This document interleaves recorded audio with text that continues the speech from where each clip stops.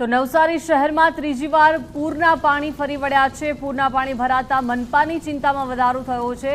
શહેરના અનેક વિસ્તારો અત્યારે પાણીમાં ગરકાવ થઈ ગયા છે। બહારથી મશીન અને સફાઈ કર્મચારીઓ બોલાવવાની ફરજ પડી છે।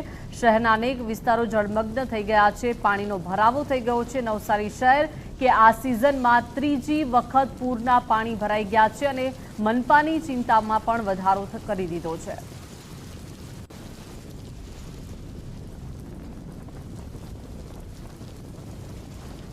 રાત્રે જે છે લગભગ 9 ઇંચ ઉપરનો વરસાદ પડ્યો છે।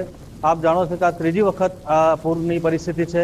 જેવી આપણે સફાઈ કરી અને શહેરને ચોખ્ખું કરીએ છીએ ફરી પાછો વરસાદ આવી જાય છે, પણ આપણે એની સામે આપણે લડવું જરૂરી જ છે અને આપણી ટીમ અત્યારે ચાલુ જ છે। દરેક સ્થળે આશ્રય સ્થાનો પર પણ આપણે લગભગ 1500 ઉપર લોકો છે અને બીજા સેફ પ્લેસીસ પર 300 ઉપર લોકો અત્યારે છે અને આપણે ફૂડ પેકેટની પણ વ્યવસ્થા કરી છે।